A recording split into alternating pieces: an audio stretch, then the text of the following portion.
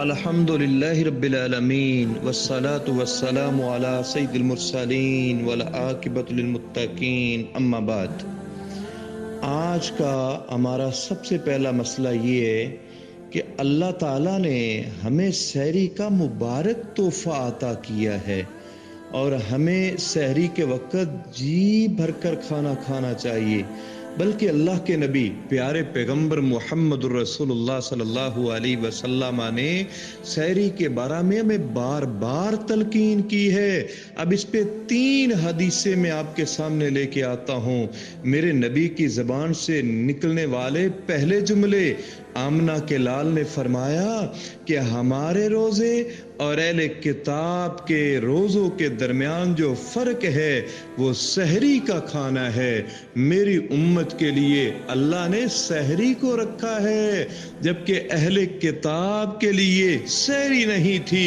امام ابو داؤد رحمہ اللہ تعالی اس کو سنن ابی داؤد کے اندر لے کے آئے ہیں، اور اسی طرح دوسری حدیث اس کو امام احمد بن حنبل رحمۃ اللہ علیہ نے مسند احمد میں بیان کی ہے۔ اللہ کے نبی صلی اللہ علیہ وسلم فرماتے ہیں کہ سحری بابرکت کھانا ہے، فلا تدعوها، اے میری امت کے لوگوں سحری کو نہ چھوڑنا، چاہے پانی کا ایک گھونٹ ہی کیوں نہ پینا پڑے۔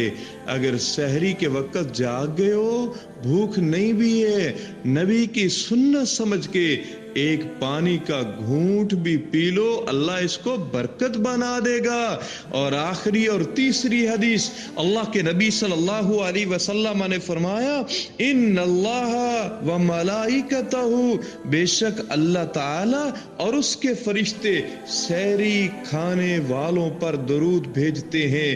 کیا مطلب ہے اللہ کے درود بھیجنے کا؟ مطلب کہ اللہ سحری کھانے والوں کے گناہوں کو معاف کرتا ہے اور ان کو اجر و ثواب عطا کرتا ہے، اور جنت میں ان کے لیے درجات بلند کرتا ہے۔